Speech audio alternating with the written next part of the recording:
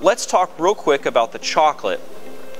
Now, you'd mentioned here that the chocolate will not flow up the center cylinder. There's only a few reasons that the chocolate would not flow up the center cylinder. The first is if the chocolate is too thick.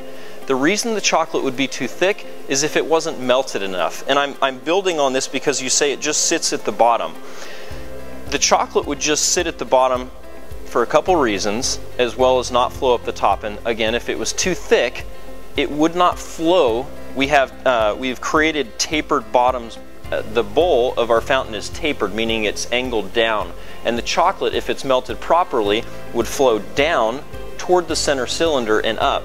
But if the chocolate hasn't been melted properly or enough, it's not going to want to flow to the bottom.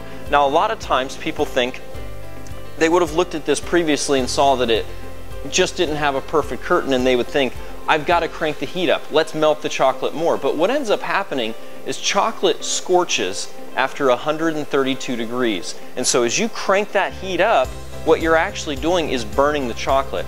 And as chocolate burns, it gets thicker. It takes on a toothpaste type consistency. Now, in this case, there is another reason that the chocolate would not flow up the center cylinder. Sometimes people opt to use other chocolate in our fountains. You save a little money, but you also have to break out your double boiler, in which case a lot of times even the name itself implies that you're having boiling water to melt your chocolate, which you would then, if it's not Sephra chocolate, you'd have to add oil to. Well, if you're adding oil to the chocolate, it's possible that the viscosity was too thin. The RPMs on the motor have been set up and designed around using a specific type of viscosity. In this case, if you were to put water in this fountain and turn it on, there's no way the water would get to the top. It wouldn't damage your equipment. I don't recommend running water in your fountain. You could, but it's just too thin. And so if you've overheated your chocolate, it's going to be too thick. If it doesn't look right, give your fountain 15 minutes, even for home use. If it doesn't look right, don't crank the heat up. Keep the heat at a medium heat. The heat setting on this dial is at 7.5. That's perfect. Your chocolate should be running between 105 and 115 degrees.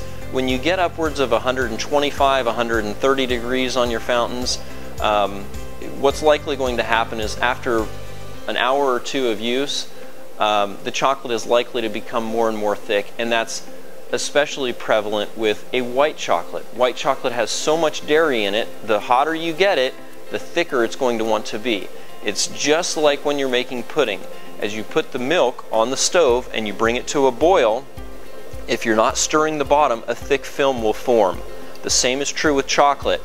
When you're melting your chocolate, if you've decided to do it in a double boiler or decided to melt it in your fountain itself, you have to stir it and roll it over, otherwise you run the risk of burning the chocolate if you have your heat up too high. So the key here today, be patient, give your chocolate some time to reach the optimum heat, and when in doubt, go ahead and turn your fountain off, let the air bubbles clear out of the center cylinder. You may even see some popping out of the basin, and then turn it back on. And repeat that process. It may take a time or two if your chocolate is thick for the air to work its way up.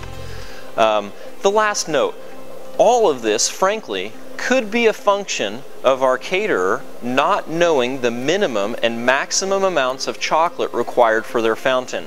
The reason the minimum amount is absolutely imperative is this fountain requires a minimum of 5 pounds of chocolate to flow and look correct. If I don't have 5 pounds in here, frankly, there's not going to be enough to go up the center cylinder and cascade over each of the tiers. It may get to the top and be drippy on its way down, but in no way is it going to run or look just as it does here. The maximum amount of chocolate that this fountain will hold is 7 pounds. Across the board, no matter which manufacturer or which brand chocolate fountain that you have, you must know what the minimum and maximum chocolate capacities are for your fountain. Stay within those ranges. Your fountain should look great. If it doesn't, burp it, give it 15 minutes, let it heat itself up and find that optimal temperature. And if you have any questions, please call us here at Sephra.